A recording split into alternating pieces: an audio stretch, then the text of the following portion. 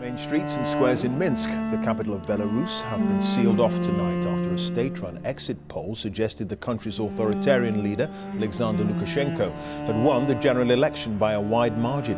He's been president for 26 years and has been battling a wave of discontent over his handling of the coronavirus pandemic, the economy and human rights.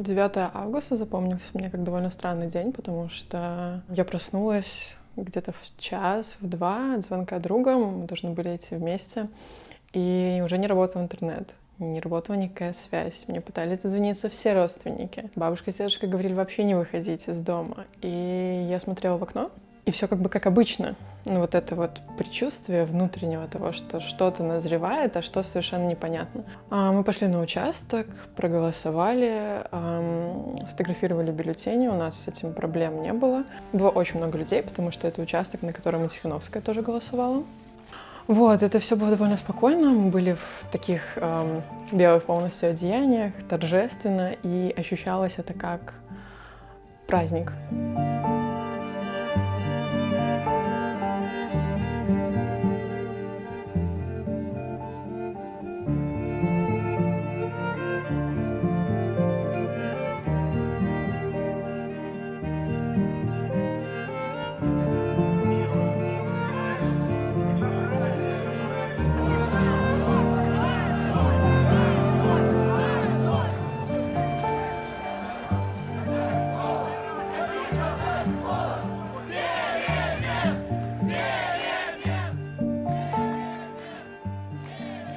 Я думаю, именно сейчас, именно этого 9 августа 2020 года, белорусы почувствовали, что этот момент особенный, этот год особенный, что мы, как белорусы, особенные.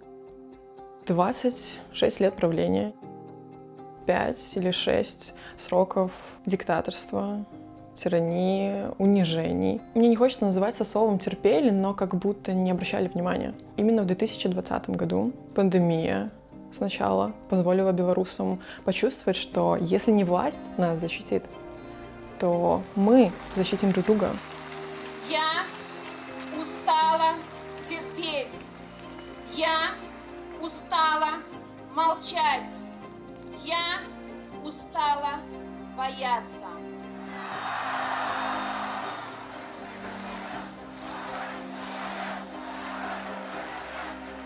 И когда наш президент оставил народ на произвол, люди объединились и подумали, как мне кажется, да пошел ты. То есть кто, если не мы?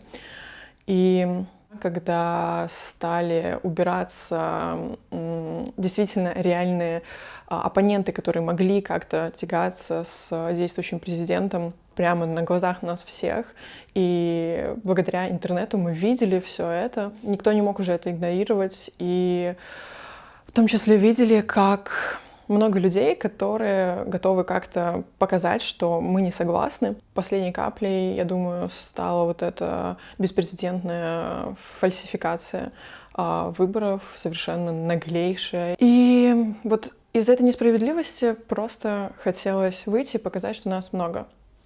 Те люди, которые сегодня пришли на избирательный участок, проголосовали 1359. Из них Дмитриев 12, Конопадская 12, Лукашенко 153, Тихановская 1260. Лукашенко Александр Григорьевич, за него проголосовало 4 652 423 или 80,23%.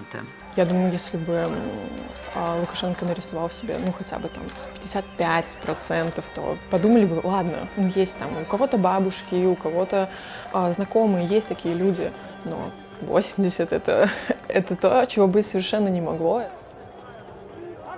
Мы поехали в центр часам к 11, может быть, ехали не обычным маршрутом, то есть прямым по метро, а вышли на Якуба-Колоса и пошли вот пешком к Стелле. Когда мы стали подходить уже непосредственно к самой Стелле, я стала осознавать, насколько людей много. Я не знаю официальных тоже данных, сколько их там примерно было, но по моим ощущениям, просто вокруг меня там уже было человек, ну, наверное, 5000. Я пыталась всем дозвониться, потому что уже начались взрывы, там был один взрыв, потом другой взрыв. Это вот очень быстро произошло, то есть объявили результаты, стемнело за час, и пошли вот эти взрывы. Где бы ты ни шел, куда бы ни посмотрел, отовсюду бежит толпа ОМОНовцев в шлемах, с дубинками, очень страшно. И мы только подходим, вот этот вот, ну, как бы перекресток получается, и подходим вот к самому центру, мы не успеваем ничего осознать, не успеваем как бы понять, происходит ли вообще что-то. Все как бы люди, ну, просто стоят между собой, разговаривают, много БЧБ флагов. Хочется сразу сказать, что полетели светошумовые, но мы даже не поняли, что это было. Люди все тогда, помню, кричали «милиция с народом», потому что все до последнего надеялись, что милиция станет на сторону народа и, ну, как-то все пойдет поиначе.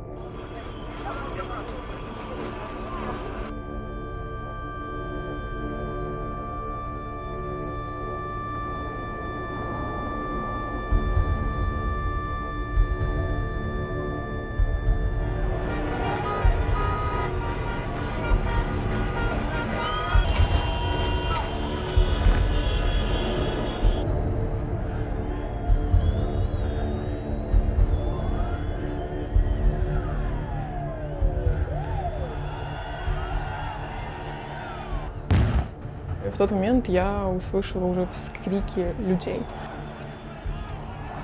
Это были скорее какие-то вскрики ужаса. Осознали, что, видимо, кто-то ранен или кого-то бьют. Вообще совершенно непонятно, что происходит. Люди паниковали, они бежали отовсюду. Кто-то куда-то бежал.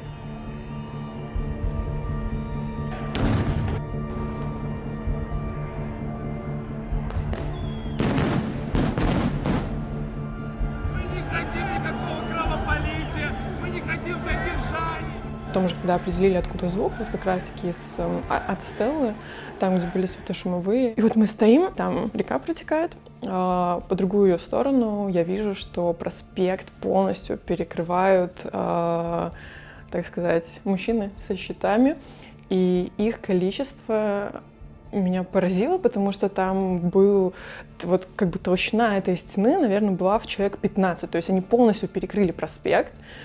И друг за другом стояли человек 15. Вот как бы все, они, как, я не знаю, укрепляли, уплотняли, как будто им едут как бы танки, и им нельзя эти танки пропустить. Первое столкновение произошло очень случайно. Мы шли огромной колонной, мы обошли там по центру просто круг от Немиги до Площади Победы, и как-то вернулись обратно, и вот этот мост на Немиге совершенно случайно. Мы шли толпой, мы не видели, что перед нами целая сцепка тоже ОМОНа. И куча автозаков тоже в ряд, и ты не видишь им конца, их очень много. И я не знаю как, мы оказались в первых рядах сцепки. Там перед нами еще один ряд, напротив нас тоже столько же, там рядов 15 ОМОНа. Мы стояли, кричали: «Мы вас любим». Все, кто рядом со мной стоит, все плачут. А они в этот момент нам пустили слезоточивый газ.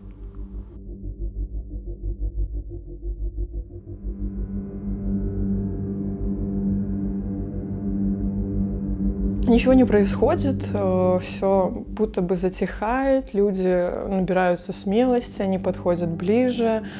И в какой-то момент увидели, что снова бежит толпа. как раз-таки вот, ну, со стороны дворца, и увидели, что стена ОМОНа, она двигается, начинают выхватывать людей, просто валить их на землю и втроем, вчетвером, впятером дубасить.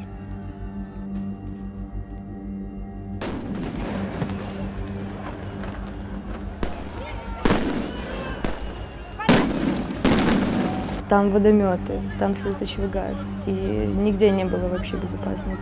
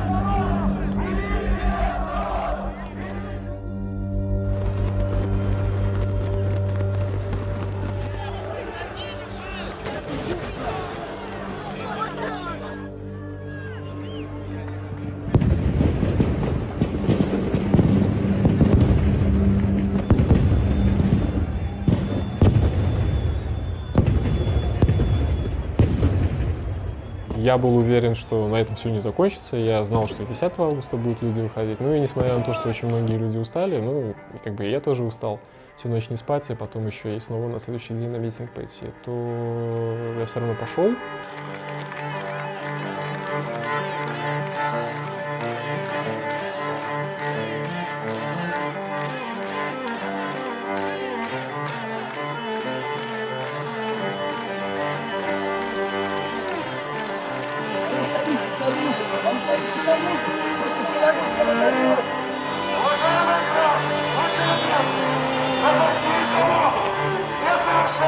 Противоправных действий, нарушающих общественный порядок.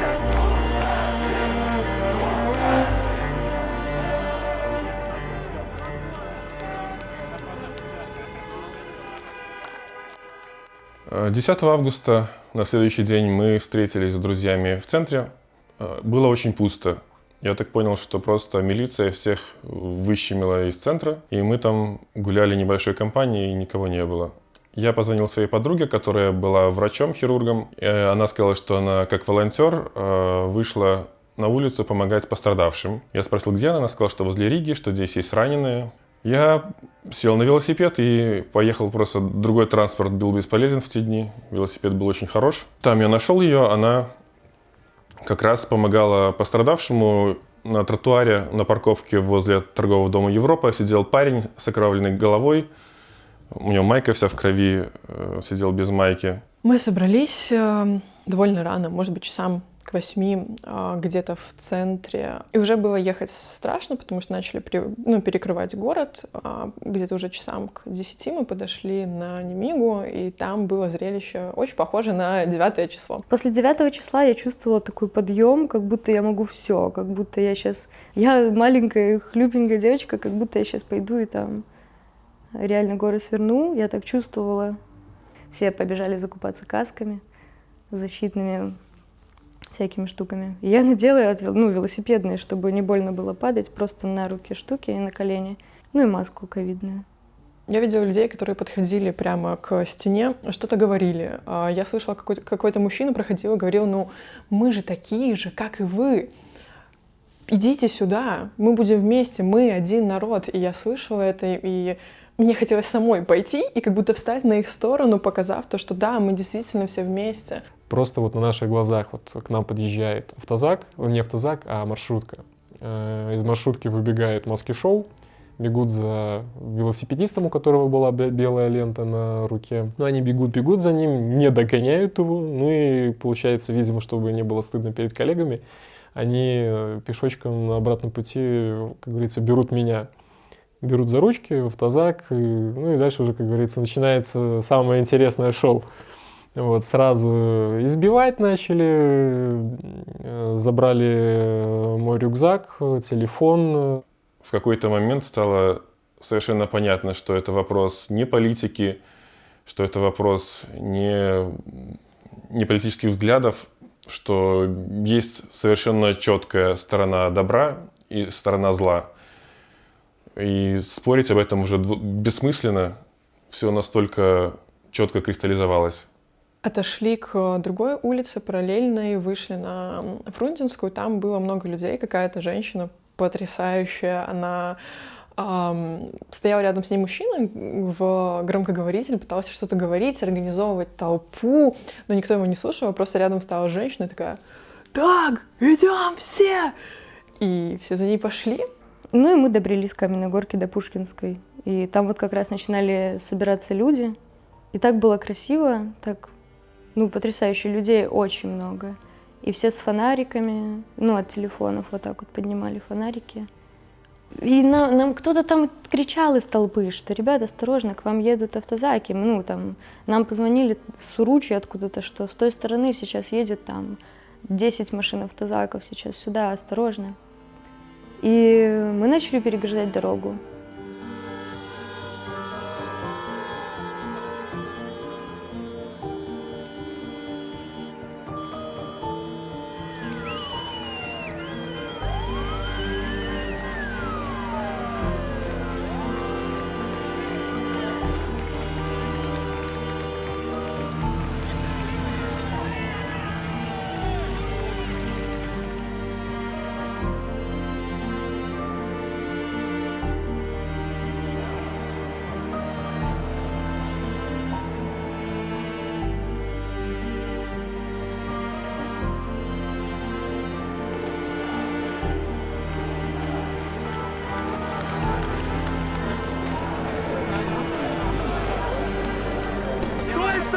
Едет спецназ! Ходите дальше!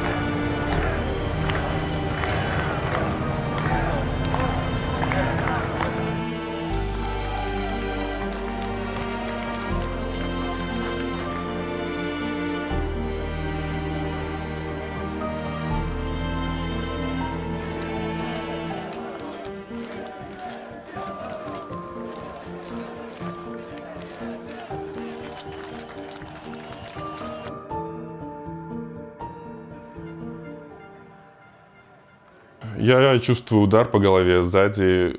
Я не понял, что это был за удар, чем. Мне показалось, что это что-то металлическое. Хотя, размышляя об этом сейчас, я понимаю, что это, видимо, была какая-то дубинка или что, но она точно была не из резины. Там точно было что-то металлическое. У меня сразу огромная рана на голове, кровь хлынула. Я падаю на землю, я даже не видел, кто меня бил.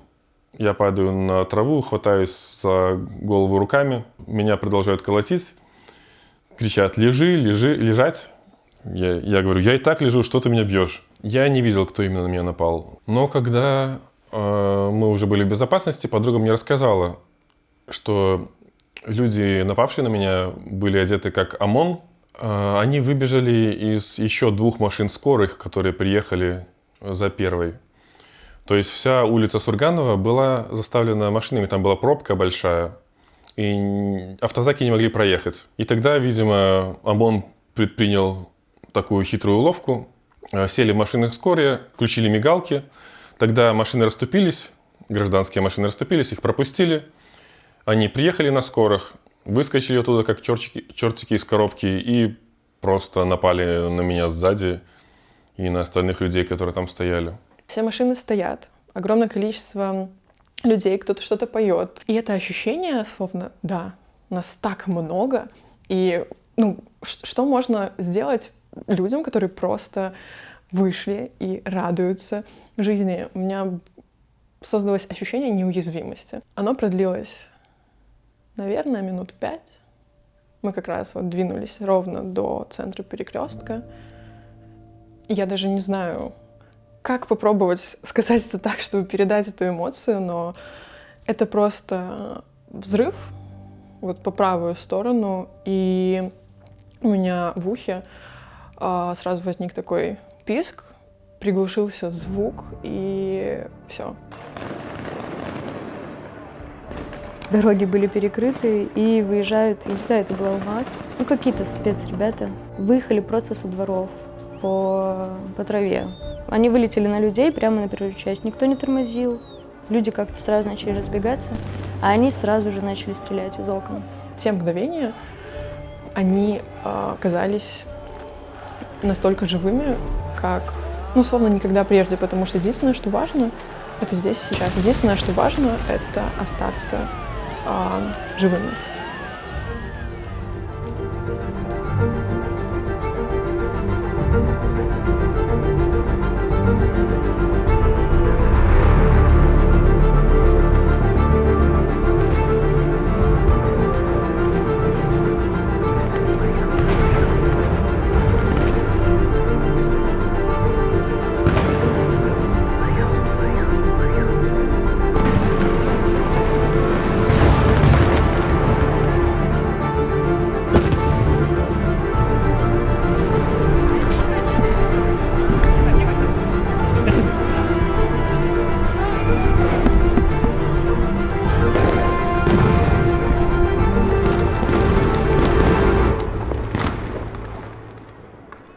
Происходило это, наверное, в течение часа, и совершенно разные картины попадались на глаза в течение часа. Кто-то уходил с площади с перевязанной рукой, кто-то сзади кричал, ну вот стояла тоже колонна машин, и кричал, есть ли перекись, есть аптечка, у кого есть бинты. То есть как будто мы находимся в районе боевых действий. Мы просто идем вдоль улицы, нам навстречу идут женщины, протягивают такую прям бутылку воды и говорят: ребята, если вы идете туда, промочите какие-то тряпки, одежду, прислоните к лицу. Мы спрашиваем, что такое. Они говорят: пустили газ. Прозвучал какой-то легкий взрыв или щелчок, я уже точно не помню. И запах, не запах, а вот это вот чувство того, что прям дерет глаза, оно стало очень сильным. Мы видели только людей вокруг, которые начинают кашлять, начинают задыхаться. В тот момент по другую сторону дороги, вот сзади нас, получается, не с места основных действий, а сзади, со спины, едет... Ну, мне сначала показалось, что какой-то мусоровоз, честно говоря. Но это был автозак. И в какой-то момент вот этот, ну, то есть автозак, он едет с этой стороны, а мы вот здесь находимся. Он разворачивается, вот так вот прям какой-то делает финт, останавливается на перекрестке, открывается дверь, и оттуда вылетают вот колонны ОМОН. Мы забежали во дворы и слышали постоянно вот этот вот топот, отдельные вскрики людей и какой-то такой шум, я не знаю ему название, шум падающего тела. Ничего не было видно, потому что фонарей во дворе не было. И там стоит машина скорой помощи. Света нет, ничего нет. И мы начинаем идти, но мы были как бы, может быть, метрах в 20. И тут открывается дверь. Начинают выходить вот чувачки в балахонах. У нас просто такой ступор, и мы не знаем, что делать. Я не знаю, у меня опять были ватные ноги, но как-то я убежала. Я чувствовала, что у меня взрывается что-то под ногами. Но я бежала. Бежала рядом с какой-то старушкой лет 80. Ничего не видно, дым. И я забежала в какой-то ближайший открытый подъезд. Оборачиваюсь, там в дверях стоит парень, говорит: беги, мы тебя спрячем. Я поднялась на второй этаж, и там стояли в дверях хозяева квартиры, и они сказали: мы можем впустить только 2 человек. И я стою третья, передо мной еще 2 человека, кто в очереди в эту квартиру. И они такие: ладно, заходи. Мы просто замерли и такие: давайте пойдем обратно. Давайте. Только мы начинаем идти обратно, я слышу какое-то там что-то: вон, они, вот что-то такое. Мы снова побежали во дворы, я бежала, была я и еще 4 парней. И тут каким-то чудесным образом следующий дом, за которым мы выбегаем, там открывается дверь, и вот женщина такая: ребята, сюда, сюда, сюда. Мы забегаем в подъезд, она закрывает дверь, тушит свет в подъезде и говорит: все, тише дышите. Мы стоим, я не понимаю, что говорить этой женщине, потому что я испытываю огромное чувство благодарности и неловкости, и стыда, потому что она поставляет себя. И вот эта вот смесь восторга ее смелостью и чувства вины за то, что мы подвергаем ее опасности. Вот мы стоим и просто думаем, что мы в безопасности вот в подъезде, хотя бы так. И тут она такая: ребята, не стойте здесь, могут зайти в подъезд. Она живет на 1-м этаже. Открывает дверь, говорит: заходите домой, заходите, не стесняйтесь. Просто какой-то шок того, что совершенно чужой человек. Я сразу подумала, наверное, у нее в квартире там нет никого или вот что-то такое. Мы заходим, и она такая: не разувайтесь, вот просто проходите в комнату, все, идите там, садитесь на кровать, на там кресло. И мы проходим, я вижу, что квартирка довольно маленькая, там, по-моему, 1 собака точно, может быть 2, я что-то путаю, вот точно было. Я прохожу и вижу девочку лет, может быть, 6-7, а девочка постарше, где-то, может быть, 18 лет в комнате, и она такая: вот, проходите, может быть, вам воды какой-то дать, чая. Я захожу, там темнота, все на полу, пресса, еще кто-то. Однокомнатная квартира маленькая, человек 20.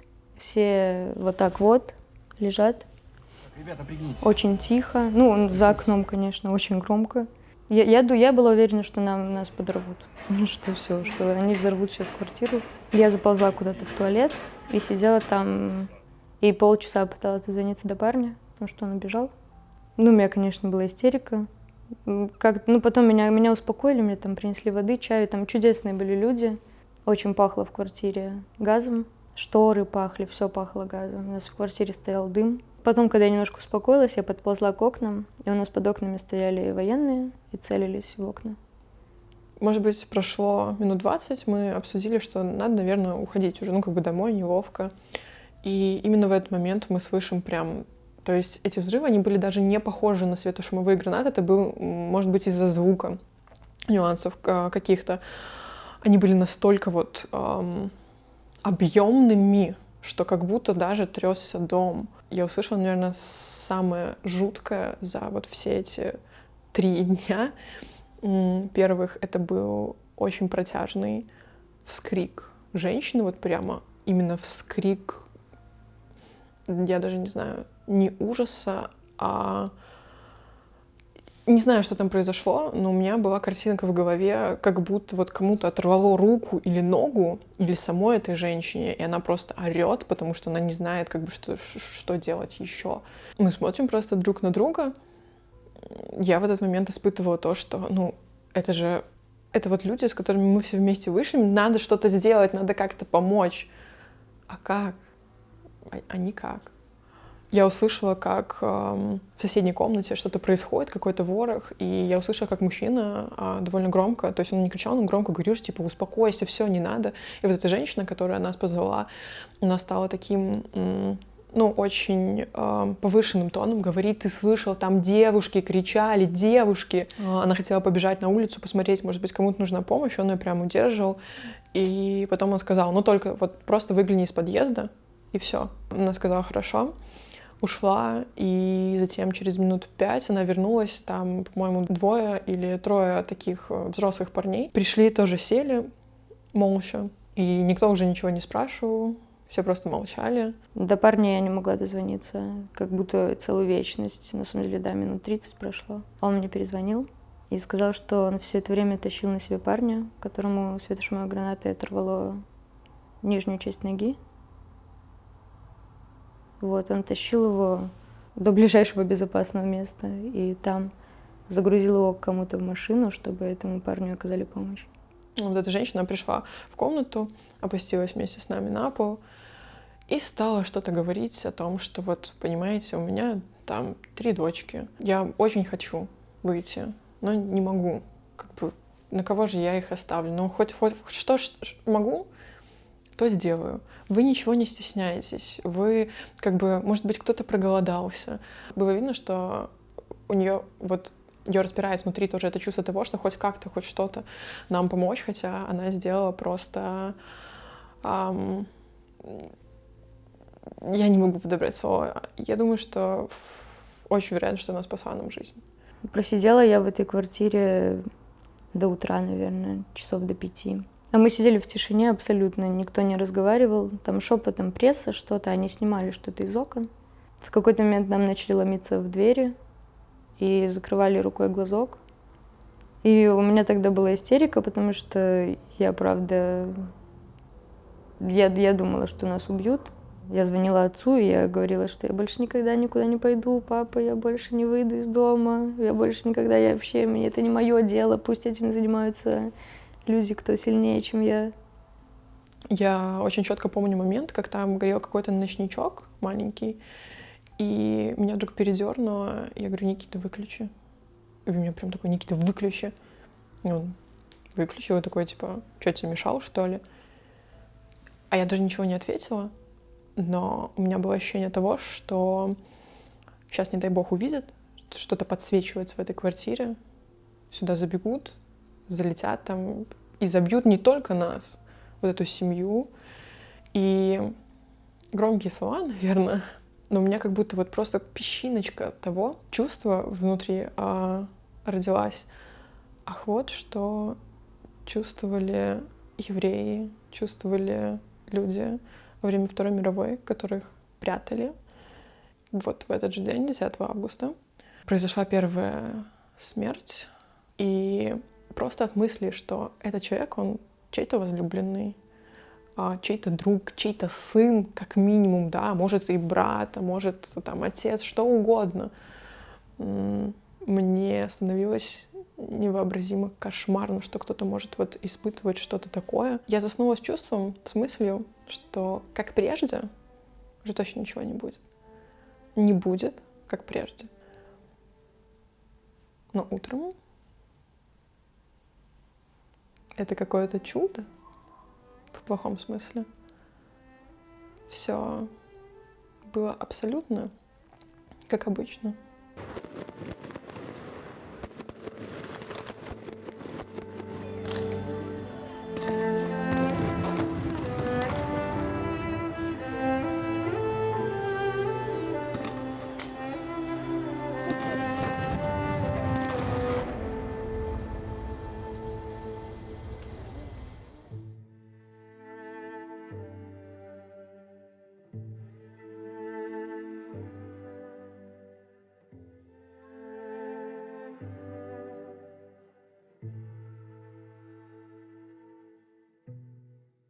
Я ему позвонила в 10:20, уже дочка спала. Он сказал, что тут ужас, что творится, и он говорит, все, я иду домой. Ну все, и я как-то заснула, и вдруг проснулась в 2 часа ночи. Его нет. Я позвонила, трубку никто не взял. На тот момент даже ничего не ёкнуло, не почувствовала ничего. И я еще подумала, что, скорее всего, пешком идет, может, встретил кого-то. Думаю, ну вот должен вернуться. Когда утром я проснулась и поняла, что его нету, ну все, поняла, что случилась беда. Завела дочку в садик, и что делать? Интернета нету, одна. Где искать, куда звонить. Я съездила в Москву, во Фрунзенское РОВД, и думаю, здесь рядом Пушкинская, думаю, съезжу, вдруг он на Берут остался. Мало ли что, телефон там разбился, потерялся, не дошел, заварушка, остался на Берута ночевать. И я на тот момент, не знаю откуда, но уже я знала о том, что есть погибшие. Но у меня мысли не было о том, что это Саша, потому что я знала, что он никогда бы в жизни не взял в руки оружие. Это же все преподнесли как террорист. Я видела, как работает следственная группа. Еще помню, что вышла с троллейбуса, увидела вот этих оперативников. Подумала, что ну вот как минимум мать потеряла сына. И вечером 12 числа мне пришла в телеграм-канал сообщение, вот что там, где я оставляла заявку, сказали, что есть информация от МВД, что погибший Александр Тарайковский. Свидетельство о смерти было указано открытая рана груди. Вообще ничего не сказали. Но мы видели, что на опознании пулевое отверстие было. То есть, ну, естественно, мы даже не рассматривая версию о том, что у него в руках что-то взорвалось, потому что ну, не мог, это 100% он бы не взял ничего такого в руки. Мы писали письмо генеральному прокурору о том, чтобы он взял под свой контроль это дело. Но пришла какая-то отписка, просто вот отфутболили. Мы за день до похорон, ну, уже вот немножко пришло сознание, и мы поняли, что нужно было осмотреть тело, перевернуть и посмотреть, прошла пуля на вылет или нет. Отец поехал в морг за сутки до похорон и говорит, покажите мне еще раз тело. Его не пустили, не разрешили. В день похорон отец прямо вот в машине переворачивал его. Но нет, пуля прошла не на вылет.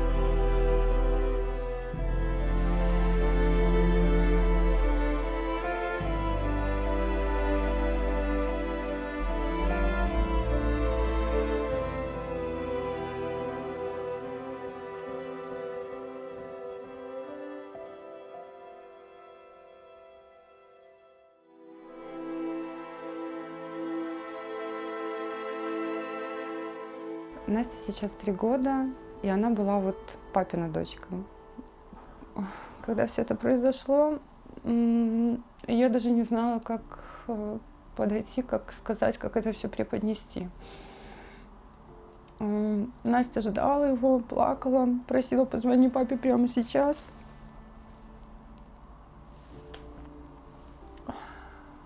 Ну, в общем, поначалу я ей сказала, что папа в больницу попал. Она его ждала. А потом обратилась к психологу, чтобы вообще рассказали, как сказать, что дочке сказать, как объяснить. Ну, психолог посоветовал сказать правду. Она уже вроде осознает, что папы нету, но по привычке просит каждое утро: забери меня с папой. Она очень нуждалась во мне. То есть она уже, когда поняла, что папы нету, она меня никуда не отпускала, не оставляла. Она боялась, когда я там иду в другую комнату, там бежала за мной, хватала за ногу. Ну, сейчас уже прошло вот полгода, уже мы можем спокойно говорить, вспоминать папу. Она рассказывает, что папа ей снится.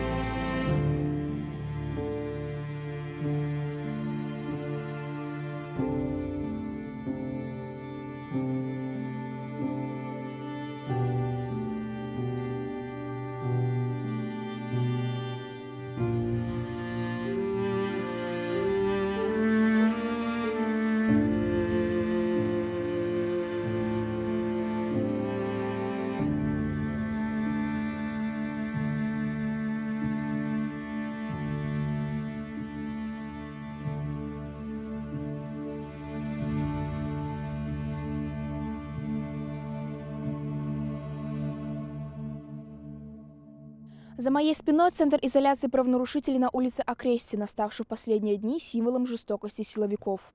Уже на следующий день после акции протеста в Минске и жесткого разгона митингующих здесь стали собираться люди в поисках информации о задержанных. На помощь им пришли волонтеры, которые организовали целый лагерь помощи пострадавшим и их близким. С момента выборов прошло уже больше недели, но волонтерский лагерь все еще действует. Я думала, что самое страшное, что может случиться, это уголовная ответственность, потому что Саша, он бы добровольно не пошел в автозак. Я была уверена, что он бы как минимум отбивался. И он знал об этой системе. Это я такая наивная, никогда с этим не сталкивалась и, наверное, верила в лучшее.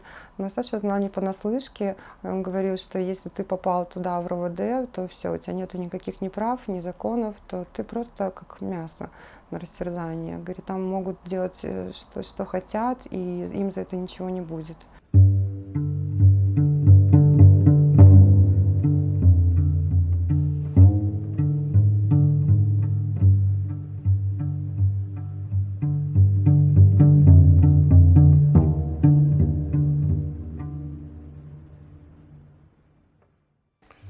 18 октября я поехал на очередную акцию. Я предчувствовал, что может быть что-то не так, и зашел в пиццерию поесть. После этого я собрался выходить. Смотрю из окна пиццерии, а там целая толпа микроавтобусов с людьми в балаклавах и с автоматами, с оружием. Я сел на велосипед, еду вдоль проспекта, проезжаю 200 метров, на минуту остановился, сделать фотографию. Смотрю, какой-то человек в оливковой форме двигается как-то подозрительно сбоку от меня. Тут два микроавтобуса отъезжают от колонны, делают пируэт, петлю, разворачиваются и по ходу движения становятся где-то за метра за 50 до меня. Я понимаю, что, наверное, это за мной. Резко разворачиваюсь, еду обратно, а человек в этой оливковой форме уже сзади меня бежит за мной. Я пытаюсь его объехать, он уже очень близко был ко мне. Но он просто с размаху рукой бьет меня по шее, я падаю, микроавтобусы подъезжают и меня вяжут.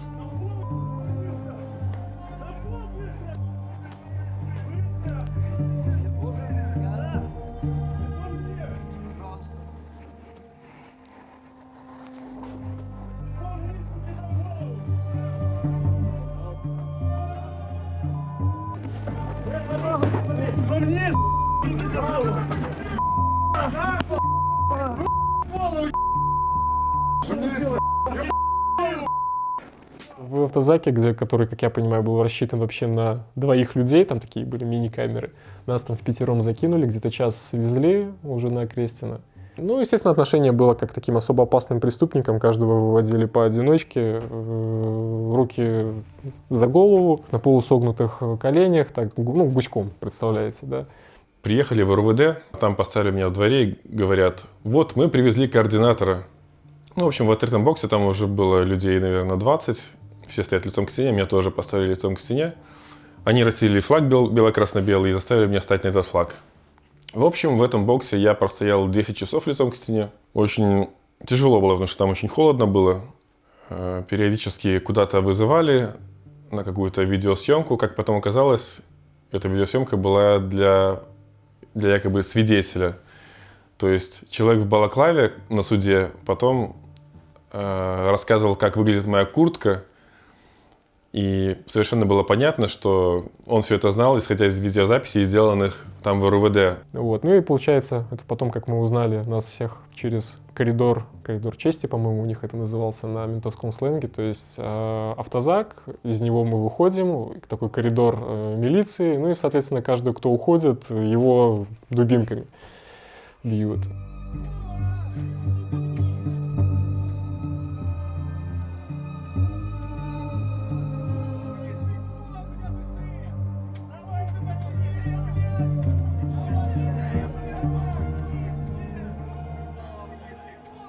Приехал в автозак, говорят, построиться. Всех, кто забегал в автозак, били очень сильно. Мне досталось пару ударов по голове, но я, слава богу, додумался хотя бы капюшон надеть. А вот парня, который бежал за мной, били очень сильно. Он кричал, что он обкакался, просил перестать его бить. Но они не переставали, они только еще с большим задором его колотили. Перед тем, как загрузить в автозак, какой-то человек подошел, он нашел наклейку оппозиционную на полу этого гаража, приклеил мне на грудь, ударил меня по лицу, сказали, что меня убьют, если я эту наклейку потеряю. Но когда меня били в автозаке, эта наклейка слетела у меня с куртки, отклеилась. И когда меня перевезли в Окрестино, у меня дрожали колени. Нас всех поставили к стене на колени, дали команду: у вас 5 минут, чтобы достать все ремни, шнурки, цепочки, все снять, сдать, и вас определят по камерам. Будучи рукожопом, я не успел расшнуровать свои спортивные кроссовки, поэтому у меня их просто тупо забрали. Вот. И, соответственно, все 3 дня я был вот в носках, на босу ногу, по этому холодному бетону. Нас посадили всех в камеру. Ну, такая выгулочная камера была, такая совсем небольшая, которая предназначалась для того, чтобы просто, людей выгуливать. Но, видимо, места совсем было мало, и поэтому они решили просто как селедку в бочке туда людей напихать. Через час нас позвали, мы зашли внутрь, нас загрузили в стакан, 7 человек, в камеру 1,20 на метр. Я не знал, сколько мы там будем стоять. Я уже подумал, что я там буду ночевать. Первая наша ночь в камере, у нас информации было вообще никакой. Все, что мы слышали, это взрывы в городе, как ходили люди, как кто-то даже приходил уже под стены от Крестина там и кричали: выпускай, выпускай. Ну, естественно, конечно, сейчас, конечно, выпустим мы их.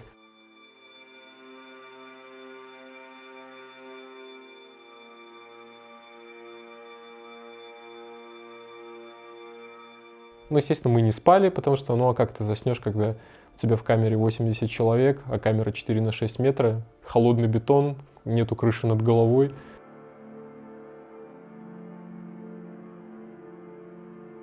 Единственное наше положение было, это ты либо стоишь, либо как-то там пытаешься на полусогнутых ногах уткнуться носом в какую-нибудь пятую точку твоего коллеги по камере, либо были особые счастливчики, которые стояли рядом со стеной, они хотя бы могли стоя на стену облокотиться и как-то так хотя бы поспать. Но сном это было, конечно, сложно назвать, потому что я помню, как каждые полминуты вырубался и потом тут же просыпался, потому что это невозможно было. Помню прекрасно, как в первую ночь, в 5 утра это было где-то, потому что, ну, помню, рассвет начинался, и соседняя камера взбунтовалась тогда. Они начали просто тупо выламывать дверь, сильно в нее стучать ногами, кричали: выпустите нас, там, или дайте хотя бы воды. И мы такие: так, ну как-то странно. Это, наверное, ребята еще, которых 9 августа задержали. И они говорят, кричали: мы тут уже вторые сутки, у нас ни воды, ни еды, ни туалета, ничего нету. И мы такие: опа, значит, скорее всего, в 5 утром нас не выпустят, если они уже вторые сутки там сидят. Конвоирам это очень не понравилось, что они начали, скажем так, такую бучу. И, соответственно, они взяли, показательно вывели всю камеру по очереди. Перед нашими дверьми они просто начали тупо всех избивать и кричали: кто устроил бунт, кто зачинщик, кто это сделал. Ну и, в общем, избивали так, что там мужики просто, кто-то плакал, кто-то кричал: за что? Ну, как за что? Они кричали, им говорили за что, мол, революцию тут захотели устроить, перемен захотели, нате, получайте.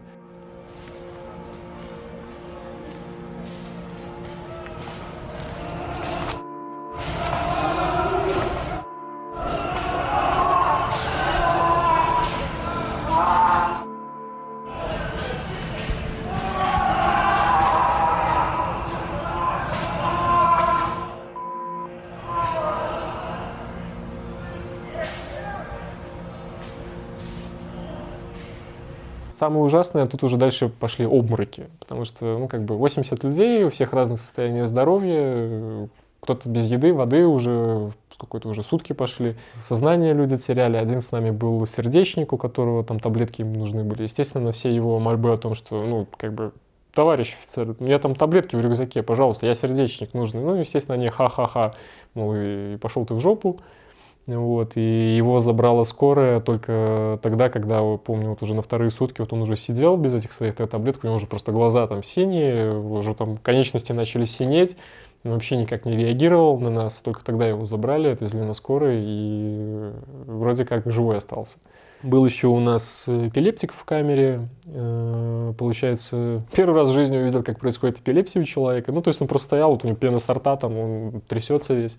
У нас был один врач в камере, который сказал, что так, мужики, ну-ка быстро на него все накинулись, держите его, чтобы судороги эти прекратились. Но мы накинулись на него, там другой мужик стучал в дверь, мол, типа, тут человеку плохо, заберите его. Ну, конвоир такой смотрит, говорит: ну так вы, в принципе, уже сами молодцы, справились, и все, и уходит дальше.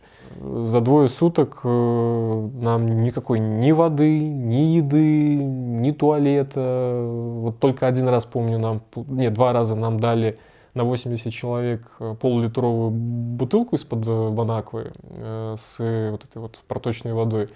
Ну и получается, на 80 мужиков пол-литровая бутылка. Я помню, мы так, знаете, по чуть-чуть там чисто пригубить, чтобы, ну, хоть как-то. И там вот мы специально еще договорились, что чуть-чуть оставим там для сердечников, для у кого со здоровьем проблем, ну, чтобы хотя бы, если что, там в лицо им прыснуть. Вот, ну, как такой был неприкосновенный запас. И из еды у нас, помню, на обед нам дали 2 буханки хлеба на 80 человек. Тоже, помню, посчитали, на каждого человека вышло где-то 10 граммов, там, может, даже чуть меньше. Вот. Но многие отказывались есть, потому что понимали, что если сейчас эти 10 грамм съешь, то ты пить захочешь там, или еще что-то, и, ну, может хуже только стать. Через пару часов нас перевели уже в камеры ИВС. Нас было 3 в камере на 2. Постельного белья не было. На 3 у нас была 1 подушка, 1 матрас. Получается, на 3 сутки в ночью это тоже было. Нас наконец-то начали выводить всех из камеры и переместили в уже теплые камеры, вип-комнаты, назовем это так. Было 6 шконок без матрасов, с бесконечной холодной водой, с парашей. и теплый пол, наконец-таки, деревянный был. И в камере уже было не 80, а мы, ну там, перекличка у нас сразу такая была, там мы пересчитались, нас было 42 человека. Но все равно это уже хоть что-то, хотя бы можно было, помню, на полу лечь спать было. Это была первая ночь, когда я заснул хотя бы, как убитый, помню, вырубился тогда, взял какой-то вонючий кроссовок чей-то, по голову себе положил и лег спать. Я так понял, что мы ждем суда.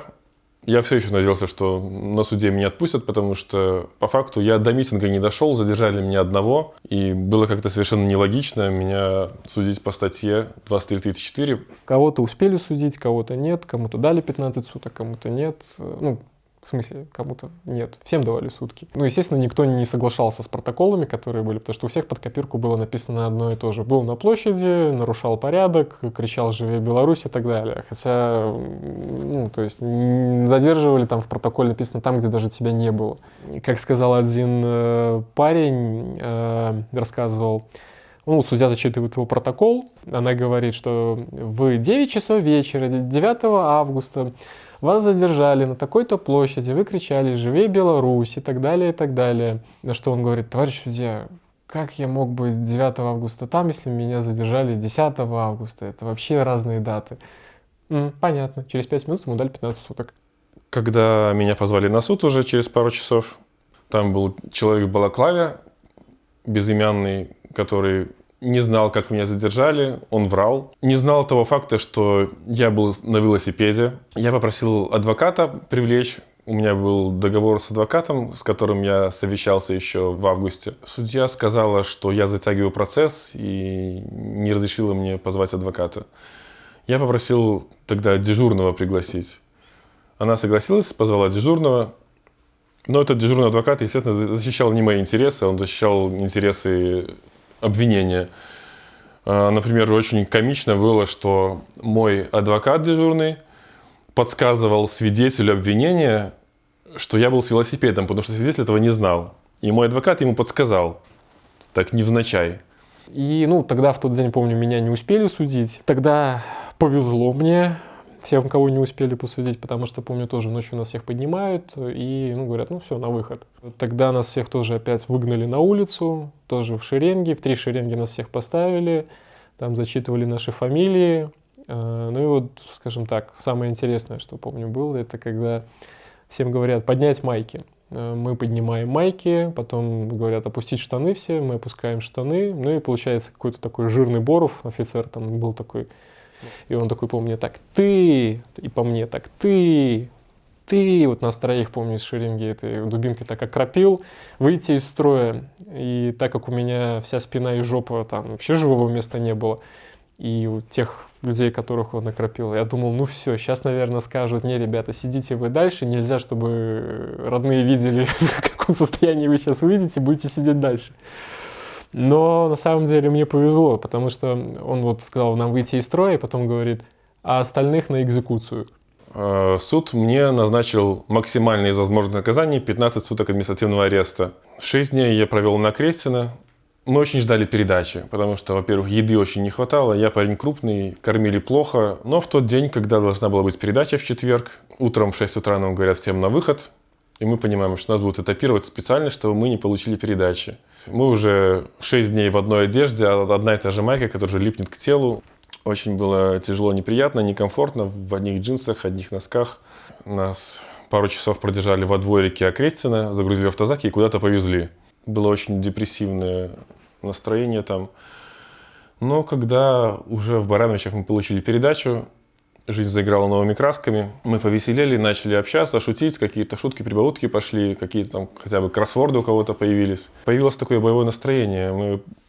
Мы осознали, что в тюрьмах сейчас находятся просто лучшие из лучших. И пока я, получается, вот стоял на выход, очередь, ну, на выход где-то час, наверное, я отстоял вот так вот. Ко мне какой-то один мент, конвоир, я не знаю, кто это был. Я ж спиной в стену стоял, что-то доколупался до меня, вот он стоит, смотрит на меня, и вот все время он меня вот так вот тыкал дубинкой. И так еще наговаривал, мол, что ты на митинге ходил? Вот. Все, мол, ваша Тихановская уехала в Литву, бросила вас. Я только от него это, кстати, узнал тогда. Потом, получается, там он нам давай лекцию зачитывать о том, что мы все фашисты, что мы все тупые овцы, которыми манипулируют западные агенты влияния, вот это вот все то, что у нас сейчас по телеку показывают. Потом он говорит: ну вот ты что думаешь, мы тебя сейчас тут отпустим? Да нифига, мы тебя хочешь, мол, мы тебя обратно сейчас запихнем. Ты думаешь, там пацанов выпускают, мол, на волю? Да нифига, они выходят, там наши пакуют их обратно и снова в тюрягу.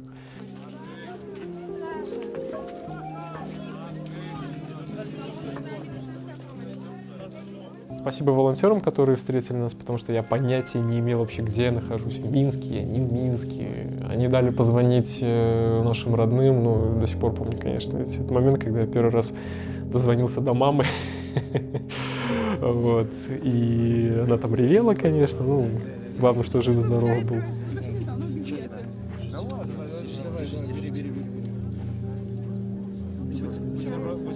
Спасибо.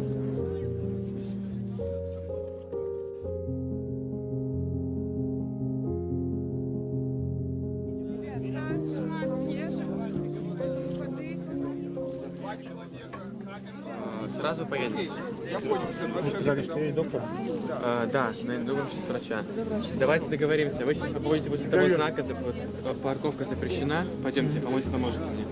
Да, а я приведу нашего доктора, хорошо? Давайте.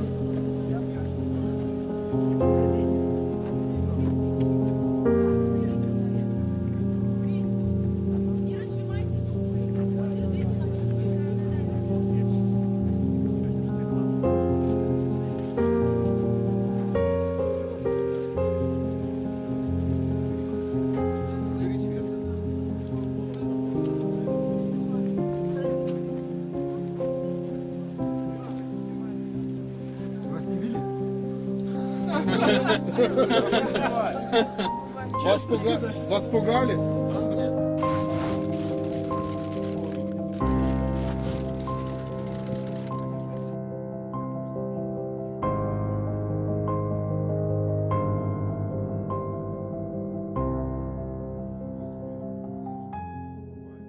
У меня была подруга-врач, я ей скинул свои фотки, она сказала, что обязательно иди к врачу, потому что да, я верю, что ты крепкий, это все пройдет и так далее, но такие гематомы нужно лечить, иначе они могут загноиться. Мне посоветовали идти то ли в ту больницу, то ли куда, потому что сказали, там лояльные врачи, которые не будут стучать. Стоит отдать должное врачам, они очень организованно, централизованно, все нам помогали, и морально, и помощь хорошую оказывали, и волонтеры там были, которые и накормили нас, и психологическую помощь кому надо оказывали.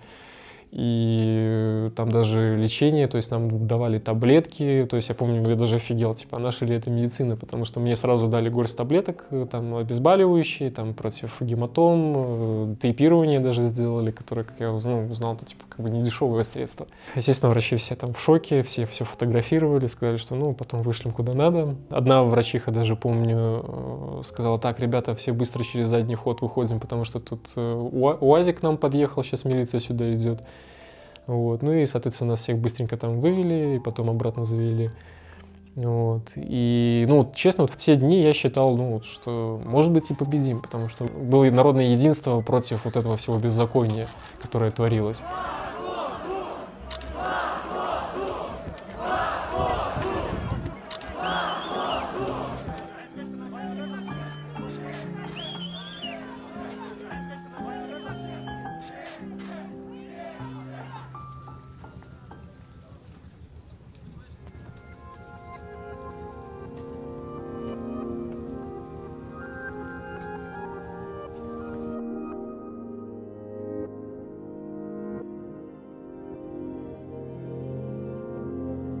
Протест шел очень последовательно.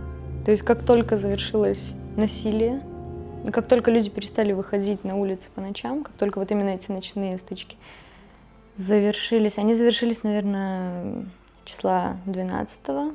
И у всех был вопрос, как будто, что делать дальше. И тут внезапно выходят женщины.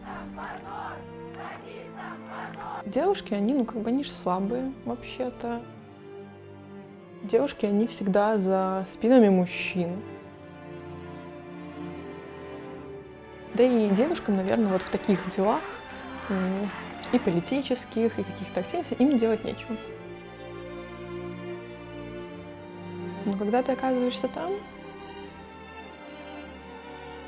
чувство того, а кто, если не эти прекрасные девушки?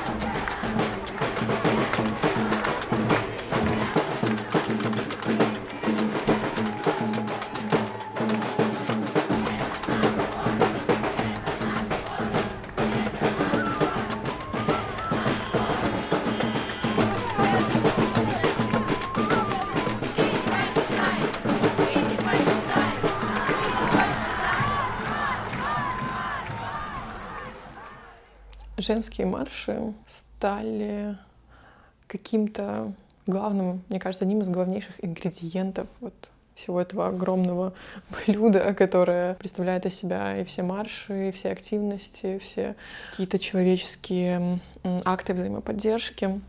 То, насколько самоотверженно, то есть вот перекрывают дорогу, девушки, а все равно, они просто идут дальше. Вот они идут, им без разницы. Это бесстрашие в глазах. Это, я не знаю, и солидарность, и взаимная поддержка, и вот какое-то, не побоюсь этого слова, феминистического сестринства именно. Оно воодушевляет тебя настолько, что ты чувствуешь, я горжусь. Быть девушкой, я горжусь быть именно белорусской. Мне очень важно поддержать женщин, да, уверена, что то, что сейчас мы делаем, это очень важно, и это поможет нам победить. Какие у вас ощущения от марша? Абсолютное счастье и чувство солидарности со всеми женщинами в Беларуси, это прекрасно.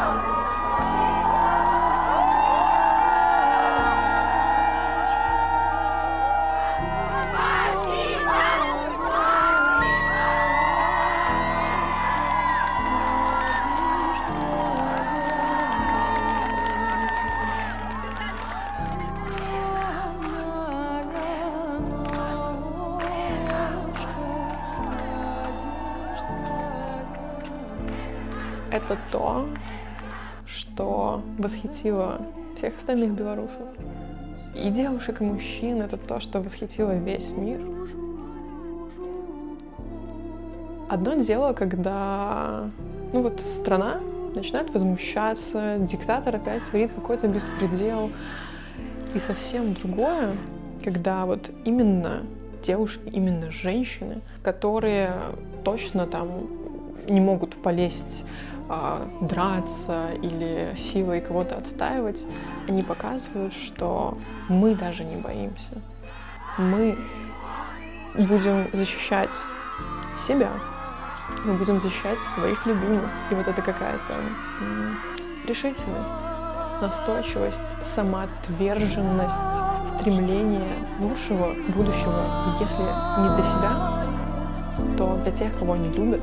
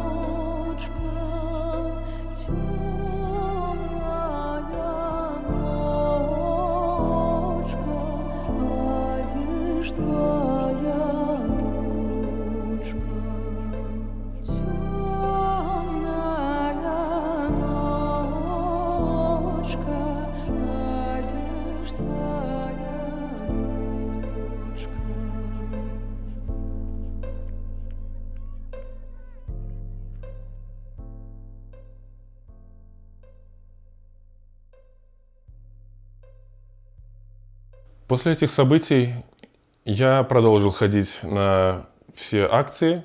Следующие акции, на которые пошел, была акция 16 августа. На Янке Купалы я встретил небольшую группу людей, человек, наверное, 5, с бело-красно-белым флагом. Я спрашиваю их: ребята, а где наши?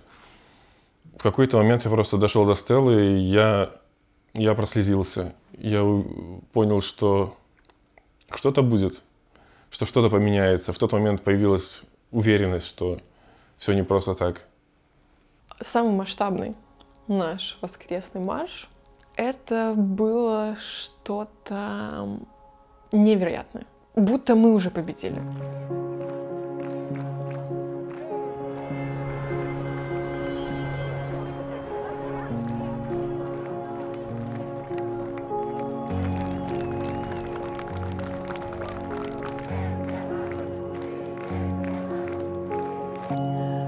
У меня постоянно в голове витали мысли, что вот мы должны победить, просто чтобы вся страна гуляла так, вот чтобы все так радовались. Столько людей я никогда вообще в жизни не видела.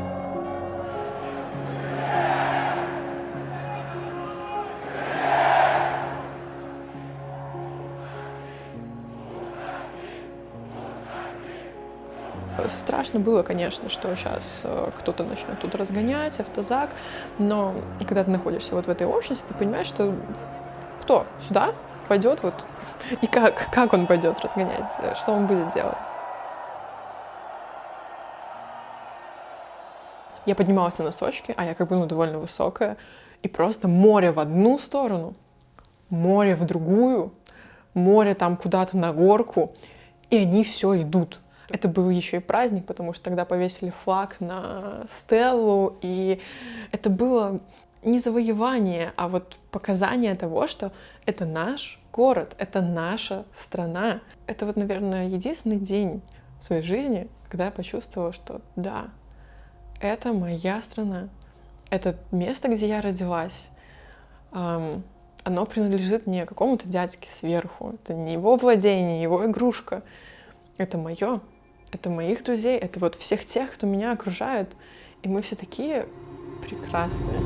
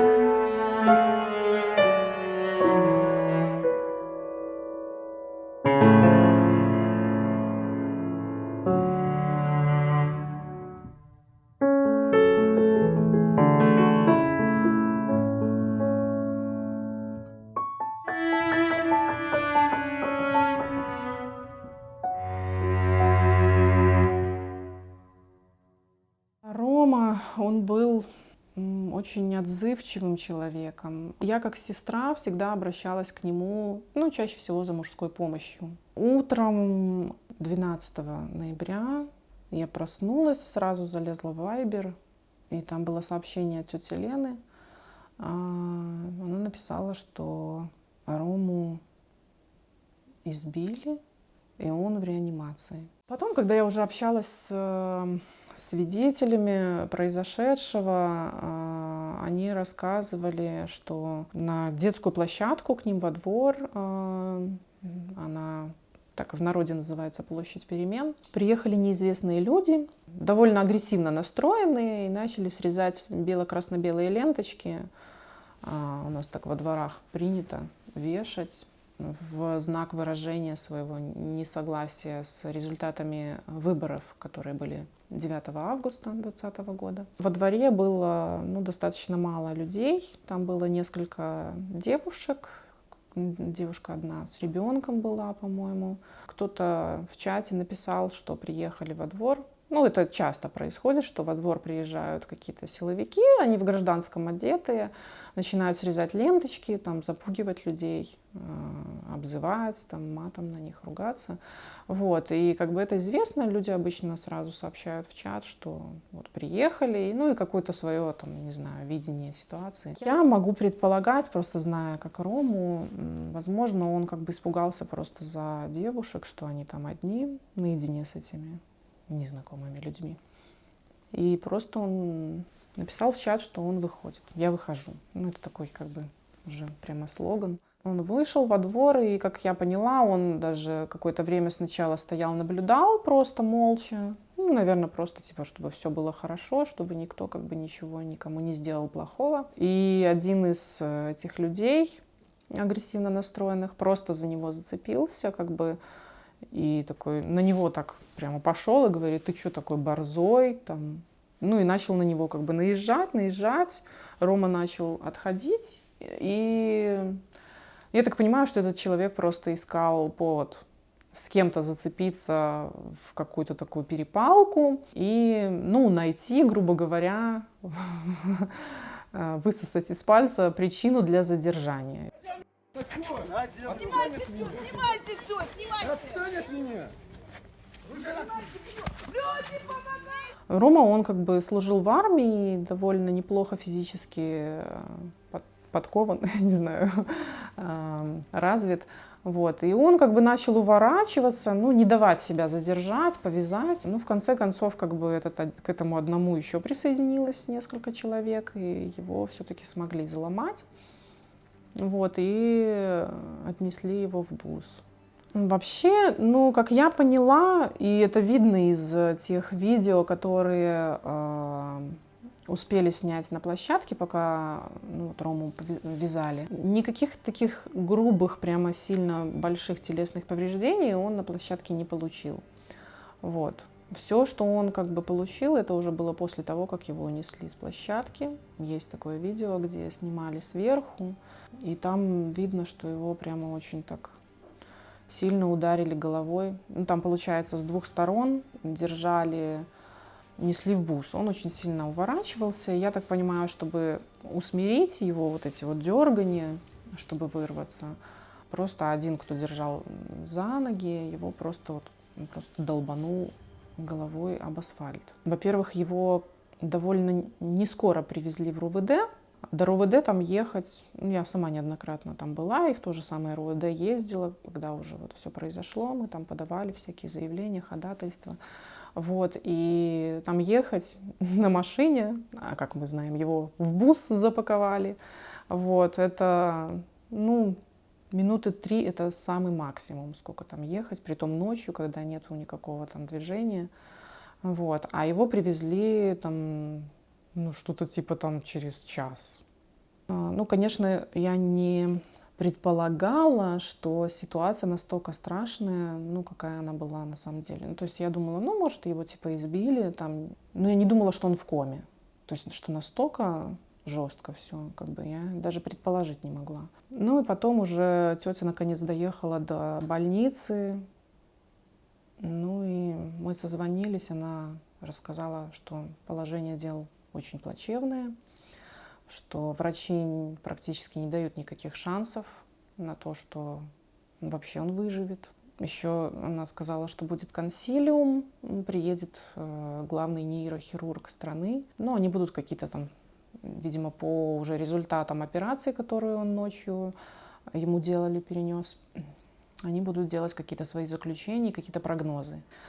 Вот, ну и сказали, что шансов очень мало, 1 из 1000. Сейчас его надо стабилизировать, то есть ему нужны еще операции, возможно, не одна. Вот, но сейчас его трогать нельзя, потому что он просто не выживет, не переживет эти операции. Как бы вообще на протяжении всего этого времени в телеграм-каналы вбрасывались какие-то там типа фейки, что Рома умер, что типа кто-то откуда-то узнал.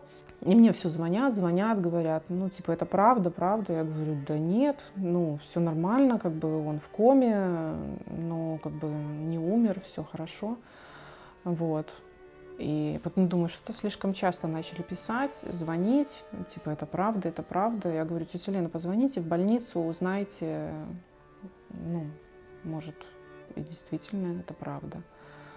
Вот, но она позвонила и сказали, что да.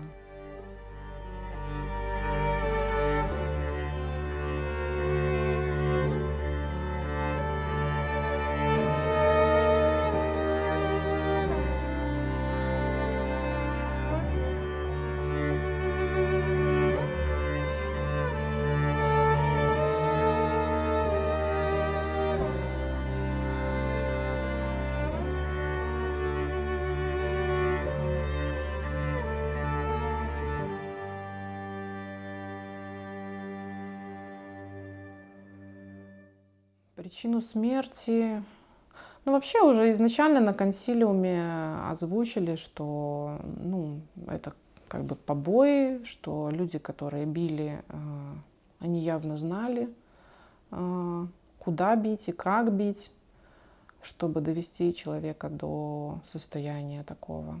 Ну, в справке написано, что это черепно-мозговая травма, и там идет какая-то такая классификация, то есть там понятие, что она насильственным путем, черепно-мозговая травма, получена.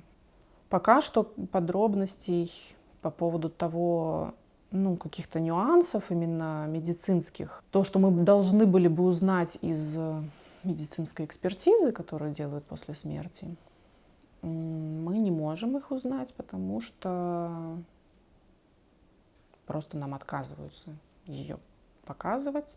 Хотя, если бы это был обычный какой-нибудь случай, не касающийся, наверное, этих событий политических, я думаю, что ознакомиться с медицинской экспертизой было бы проще. На все наши запросы нам ответили отказом. Уголовное дело до сих пор, уже спустя 3 месяца после произошедшего, не возбуждено. Объясняют, что ведется проверка, очень смешная проверка, грустная и смешная. Ну, это же понятно, что люди эти туда приехали не просто так. Они приехали именно с целью, чтобы кого-то задержать. Возможно, они не думали, что они убьют человека, но то, что они хотели побить, то, что они хотели позадираться с людьми, показать, кто в доме хозяин, ну, это очевидно. Они это делали неоднократно. Эти люди были узнаны.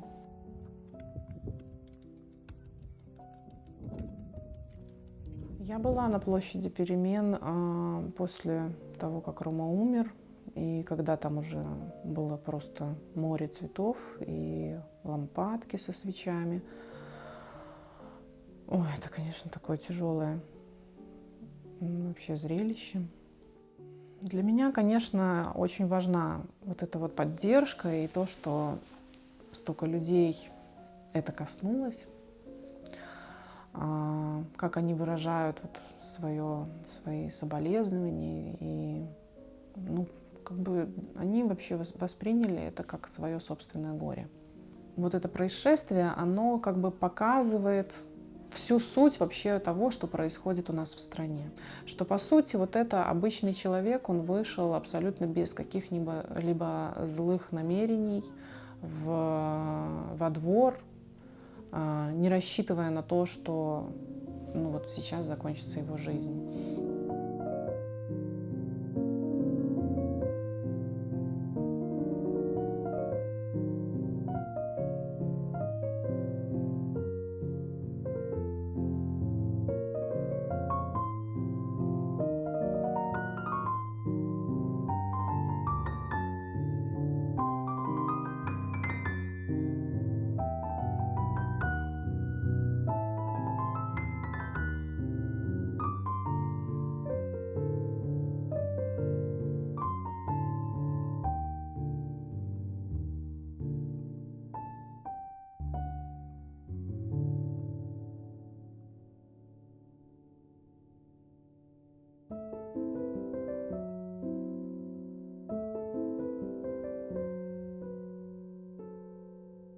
У меня был рабочий контракт, подписан еще весной 2020-го. По плану я должна была улететь вообще в конце августа. Я чувствовала, что я вообще, ну, что я хочу быть здесь. И вот как я не хотела улетать, я не чувствовала улетать. Так я эти 7 месяцев провела. Каждый день на протяжении 7 месяцев я хотела вернуться.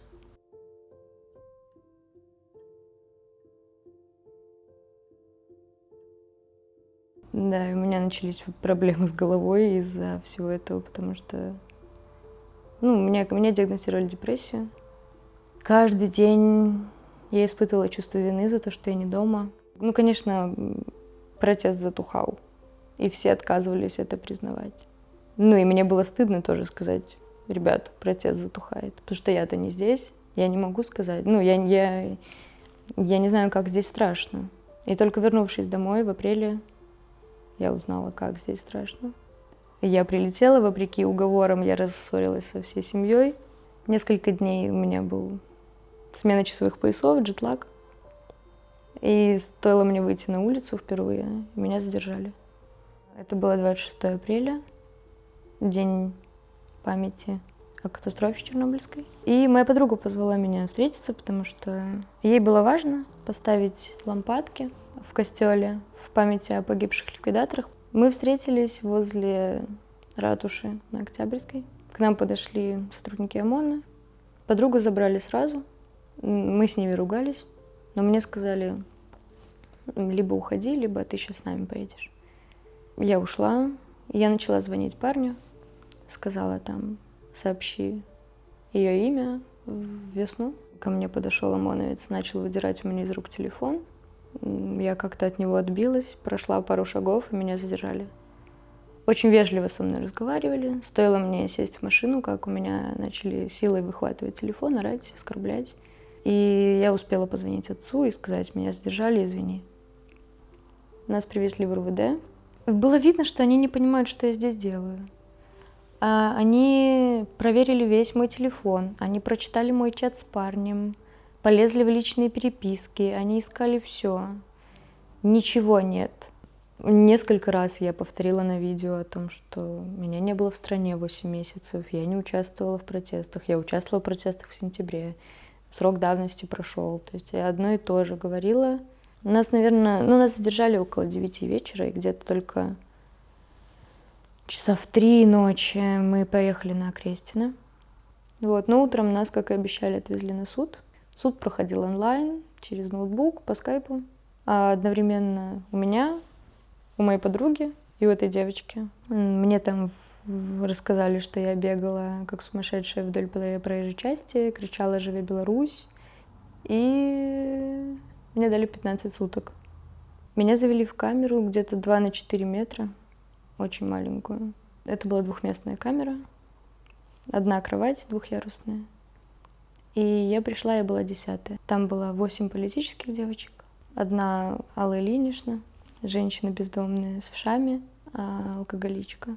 Часа полтора я просто рыдала, потому что там ярко-желтые стены, это страшное место, там очень неприятно пахнет, там Алла Ильинична, которую нужно обходить постоянно. И это тоже страшно, потому что непонятно, кого кем пытали. Она же обычная женщина, бездомная. Но ее к нам подселили в качестве биологического оружия, то есть она не заслужила быть нашей пыткой. А если бы не мы, у нее был бы хотя бы матрас, у нее была бы кровать, но она лежала просто на полу, у нас грязь какая-то. Дни шли очень долго, потому что у нас не было книг, мы лепили из хлеба домино, но у нас все отнималось каждый день. Они отнимали, потому что если они видели, что мы хоть как-то нормально проводим время, их это очень злило, они начинали на нас кричать. В нашей камере не было матрасов. Это были металлические шконки, кровати. Просто металл холодный, очень тонкие прутья, от которых оставались синяки. 2 девушки там могли спать. Они просыпались все в синяках по всему телу. Потому что это очень было больно там спать. Я спала под кроватью. Самое страшное было это самая первая ночь там, потому что очень яркий свет. Свет нам, конечно же, не выключали ни разу. Свет настолько яркий, он ну, как фонарь, и прям тебе в лицо. То есть так, в домах не такой свет, там гораздо ярче. Тоже в качестве пытки. И желтые стены, очень маленькое помещение, огромное количество людей. Душно, но при этом очень холодно. Ну, воздуха нет, но холодно. В течение дня, пока мы разговаривали, было нормально. Потому что интересно, мы знакомились, мы разговаривали. Постоянно шли какие-то беседы. Мы расплели свитер, чтобы связать фенечки. На ночью, когда все замолчали, уснули, мне стало очень плохо, очень страшно. Я начала задыхаться. И я спала, получается, под кроватью. То есть и надо мной вот так вот кровать. То есть ты не можешь даже развернуться никак. И у меня случилась паническая атака. Девочка одна проснулась, она начала меня успокаивать. Я спросила у нее, может быть, кто-нибудь меня выведет за дверь, чтобы я подышала, мне очень плохо.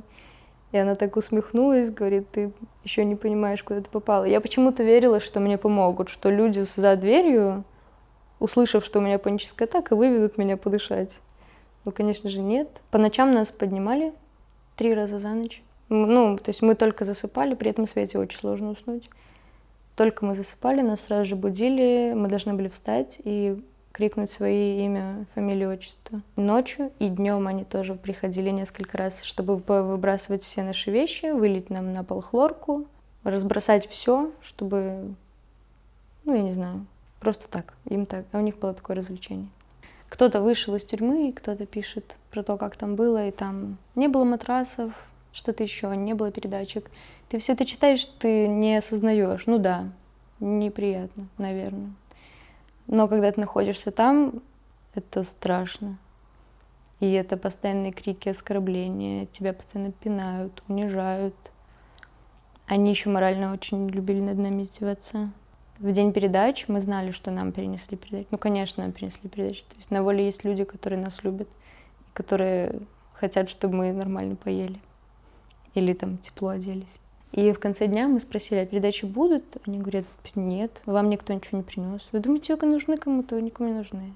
Ты веришь, и это очень больно. Потому что времени там нет, ты не знаешь, который час, ты не знаешь, что происходит, ты отрезан от мира вообще.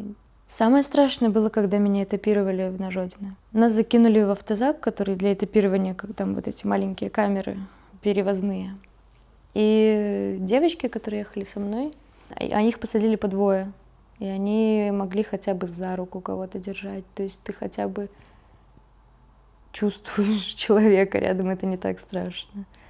Но перед тем, как меня закинуть в автозак, перед тем, как мы отправились, они сказали, что если хоть кто-то издаст хоть какой-то звук, оружие на поражение, мы вас убьем. И я боялась издать любой звук. И я слышала, что люди рядом со мной скребут ногтями об стены. На Жодино, пока нас переводили по этим страшным коридорам в камеру, меня один раз швырнули очень больно об стену, но это было единственное насилие, которое ко мне применялось, именно физическое. Но зато там мы соединились с моей подругой, с которой нас вместе сдержали, и там уже мы вместе 11 суток сидели. Там нас было 16 человек в 10-местной камере. Это было большое пространство, достаточно неплохо. Только там не было горячей воды, там была только ледяная вода, было ужасно холодно, над нами еще сильнее морально издевались. Я заболела ковидом на Жодино, и у меня была температура 40, и мне не давали лекарства. Помимо меня заболела еще одна женщина 50-летняя и девочка еще одна. Они пару раз принесли нам ибуфен, когда уже совсем было тяжело. То есть там женщина лежала в углу на полу, белая, просто белого цвета, вот так вот дышала. И только тогда принесли таблетки. В течение дня нам было запрещено лежать, нам было запрещено сидеть. А мы могли только стоять, либо сидеть на полу, пол холодный. Если мы лежали на полу, они приходили, орали на нас.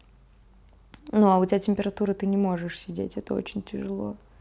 И мы спали по очереди, просто прикрыв, ну, как-то прятались друг за дружку, чтобы поспать. Там женщина 50-летняя, которая вот заболела. Когда она просила дать ей лекарство, ей сказали, увидишь моего деда покойного, передавай привет. И что самое классное было, моя самая любимая пытка, это нам включали очень громко, когда вот в тот день, когда у нас поднялась температура у нескольких девчонок, они включили очень громко провластные песни с текстом типа там «Слухай, батьку», вот такие вот. И это дикий сюр, когда ты там, и ты лежишь на полу, ты бьешься вот так головой, потому что тебе очень плохо. Но в какой-то момент мы поняли, что у нас нет выбора. Мы здесь, мы должны как-то выживать. И мы начали танцевать. И они выключили эту музыку. Мы начали просто флексить, короче, под это все. И они разозлились очень сильно. И выключили ее. Пришли орать на нас, короче. Такая штука. Но это было круто, это была победа.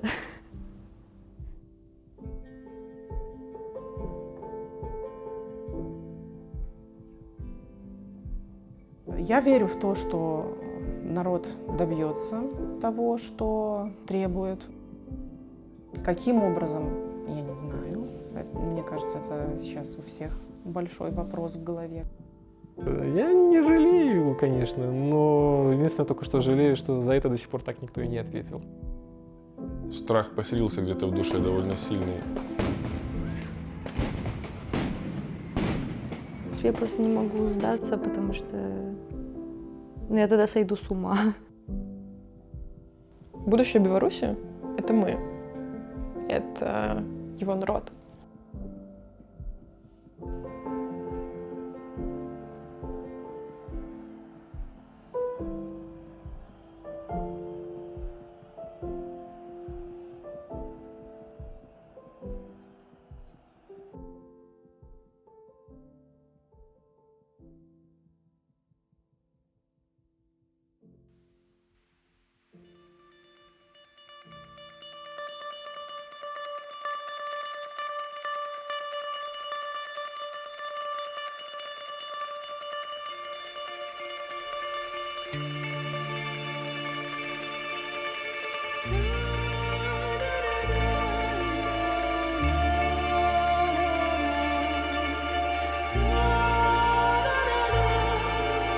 Красное солнце искрится лучами, мирный покой нам только снится. Здесь космонавтов зовут палачами. Живи, Беларусь, свободная птица.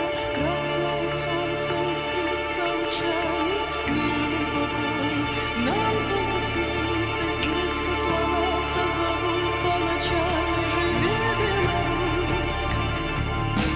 Земля полыхает, не стой в стороне, соленые реки обнимут ручьями. Среди баррикад меняются кольцами обручальными. И кажется, юность гниет на глазах, но девушки в белом смело шагают с цветами в руках.